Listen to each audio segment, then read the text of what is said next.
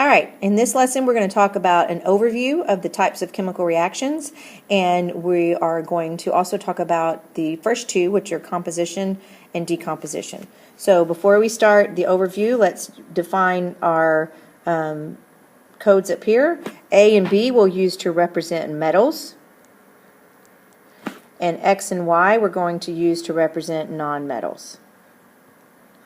So our first type is a synthesis reaction, and what we're doing in a synthesis or composition reaction, occasionally you'll see it called a combination reaction, is we're taking two simpler substances and we're creating one more complicated. So in this case we would do A plus X yields AX. So that would be a metal and a nonmetal. That's one type. We are going to recognize if something's going to be a composition or a synthesis reaction by the fact that it will only have one product when you're finished with that type of reaction. Okay? The next type is a decomposition, and as you would expect by the name, it's exactly the opposite. We're going to take one more complicated substance and we're going to break it down into two simpler substances. So it breaks apart. The way we recognize a decomposition reaction is there is only one reactant, only one thing to break apart. A single replacement, it can be either a metal replacing another nonmetal in a compound, or, excuse me, I said that backwards, a metal replacing a metal, or it can be a nonmetal replacing another nonmetal. So if I had this one, I'm going to have A plus BX, and A would replace B, so then I would get AX plus B. Or I could have a nonmetal replacing the metal. The nonmetal, excuse me, I did that twice. The nonmetal replacing the other nonmetal. So then I would get BY plus X. And the way that you can recognize if something is a single replacement is it's always going to be an element, so a single element by itself, plus a compound. On both sides of the equations, actually, be an element plus a compound. A double replacement is going to be two compounds, specifically two ionic compounds. So I would have AY plus BX yields AX plus BY. So they switch places. The positives and the negatives still have to go together. So you would recognize this by the fact that there is two compounds on both sides of the equations. Those are just some key ways to recognize when you see an equation what type you have.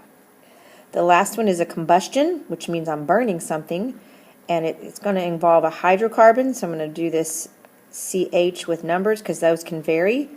Anytime I burn something, I have to have oxygen, and the nice thing about those is they always make CO2 and water.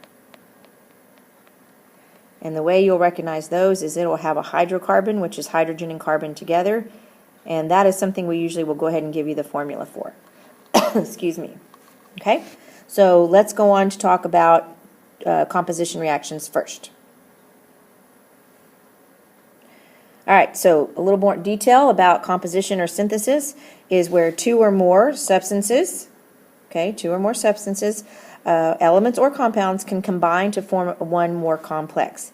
And again, we're always going to recognize that by the fact that we will have one product when we are finished.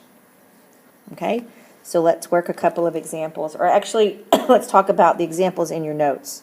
Okay, these are listed there for you to know what these things can form. Okay, so when you're going through these problems of predicting what they're going to make, please refer back to this. Okay, there's no way for you to know this without having these guidelines. So please refer back to this when you're going through these. Okay, so first thing is a group. Metals can form with a nonmetal, and they form a salt, which is basically an ionic compound.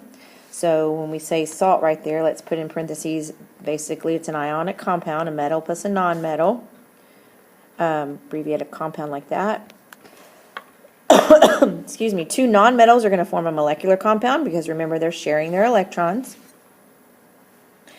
Two compounds may form a single product, so this is two, sorry about that, let me go back, my apologies. This is two compounds forming a more complicated. a metal oxide plus water can form, and this is a mistake, so please, this is important to cross this out. A metal oxide plus water will form a metal hydroxide. Okay, so make sure you make that correction, a metal hydroxide. Okay, I need to make that correction for next year. Okay, so a couple more, and that is metal oxide plus carbon dioxide will make a metal carbonate. A metal oxide plus sulfur dioxide will give us a metal sulfite, and then a non-metallic oxide plus water will give us an acid. Okay, so now on your left side activity for this synthesis reaction, you have some practice ones, and I just want you to practice predicting them and then balancing them. But I am going to do a couple examples for you. Okay, so I'm going to do example number 1. So of course the key here is knowing what to write. So we're going to do number 1. Calcium we write as Ca when it's by itself. It does not have a charge. So we just write calcium. Oxygen, we talked about this when we were balancing. Oxygen by itself is a Brinkelhoff, so it's O2. Okay, so we're going to say, what would this form? Well, the only thing it can form is calcium and oxygen combining together.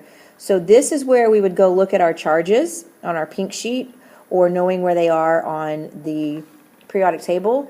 And we know that calcium is a group 2 metal, so it's got a +2 charge. Oxygen, when it forms an ion, is a -2, and so it's going to form calcium oxide, CaO. Okay, so when we're predicting these, the first thing you need to do is get your formulas written correctly. Okay, do not try to balance it until you have your formulas written correctly. And the way you're going to write the formulas, if it's an ionic compound, you're going to balance the charges just like what we did in our nomenclature unit. If it's molecular, you put them together in a different way. So now I see that I need to balance this.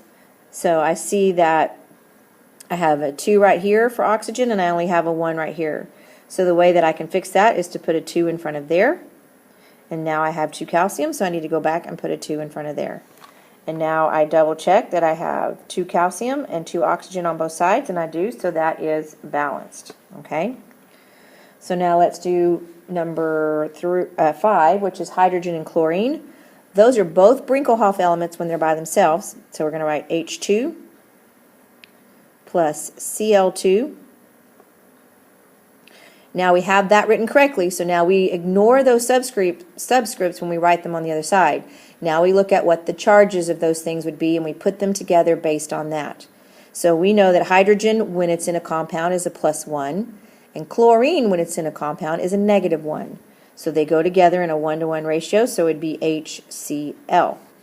And now I need to balance.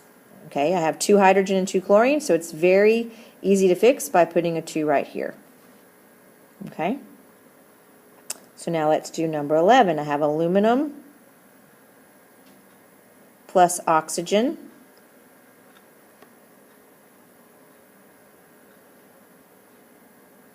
And now I would put those together. Again, I look at what their charges are when they're in a compound. Okay, so aluminum is +3, oxygen is a -2. So I'm going to do my crisscross and say that my formula would be Al2O3. So now I need to balance this. I notice that I have 2 oxygen here, 3 oxygen there. The only way to get that balance is to make them both be 6. So in order to do that, I'm going to put a 3 in front of this first oxygen, and I'm going to put a 2 in front of the second oxygen. When I do that, that gives me 4 total aluminum, so I'm going to put a 4 here, and now it is balanced. Okay? When you're going to put the rest of those together for synthesis, please pay attention to what they can make. Okay? Make sure you're using the list of things that I gave you to predict. Okay? So now we're going to talk about the lab a little bit. Okay? These are some examples from the lab. Okay? There was actually quite a few synthesis examples from the lab. I will tell you that the ones that we did that were synthesis, so that you make sure you understand that, was when we burned magnesium. So burning magnesium. Okay? Anytime you see burning, that means you're going to need to add oxygen. Okay? And when we add oxygen, it's Brinkelhoff, okay? So we would say Mg plus O2, and then you would put that together the way it goes, okay? Also, the question about, in addition to oxygen in the air, is some nitrogen, so then you would add that as Mg plus nitrogen, and then you would predict what that makes, okay? And then I will give you a hint that when we added the phenolphthalein and it turned that pink color, and it tells you that that's the presence of a base. So what we did is we had magnesium oxide. When we burned it, we added water to it, and then we made something. If you'll go look in your notes under metallic hydroxide, I just gave you the answer, sorry. Okay, what makes a metallic hydroxide? Whoops, didn't mean to do that. My mistake, your gain. And then there's a couple of other ones in there that I want you to find on your own that are synthesis, but they're always going to be recognized by the fact that they are one product when they're made. Okay, so now let's talk about decomposition. Decomposition is the exact opposite of composition in that we have one thing and we're going to break it down. And the way we recognize that is the fact that it would have one reactant, only one reactant. Okay, the things that it makes and predicts that, I'm going to go through that very quickly because basically they're the exact opposite of composition. If you look at those, if you have an ionic compound, decomposes into a metal and a nonmetal. Okay. So you can read through those and look at those when you need to. So I'm going to go through that pretty quick because our video is already getting a little bit on the long side. So I'm going to let you go through and read those. So let's practice a couple of these. Potassium carbonate. Again, we got to know how to write that correctly. So potassium carbonate. Potassium is a +1. Carbonate's a -2. So we would write this as K2CO3. And we're going to break it down. And if you go look at metallic carbonates, it will tell you that a metallic carbonate breaks down into metallic oxide plus CO2. So I know at the very least I'm going to get CO2. Okay? And then potassium oxide is what I'm going to be left with. And so again, you got to know how to balance those charges. So you'd have K2O. And now we need to see if it needs to be balanced. And actually it doesn't because I already have one carbon, 2 potassium. And then here I have 3 oxygen, and I have 2 + 1 is 3. Okay? Next one is iron 2 hydroxide. Remember that 2 is telling you that it is got a +2. So we would write this as FeOH2. And then we would break it down. If you go look at your list, it tells you a metallic hydroxide decomposes into a metallic oxide plus water.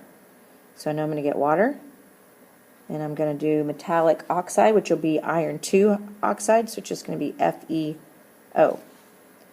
And if I look at that, I am already balanced. I have 1 iron, 2 hydrogen, 2 also oxygen, 1, 2 oxygen, it's balanced. Okay. Potassium chlorite, KClO3. If I look at my list, it tells me a metal chlorate decomposes into a metal chloride and oxygen. So it's going to get Cl, okay, plus oxygen is O2. So when I balance this, I see a 3 and a 2. So the only way to do that is make it be 6. So I'm going to put a 3 in front of there, a 2 in front of there, and then that will require me to have a 2 there. Always write your equations correctly before you try to balance it. And then the last one is Ag2O.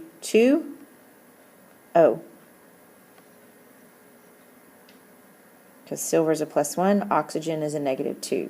So the only thing it can break down into is silver and back down into oxygen.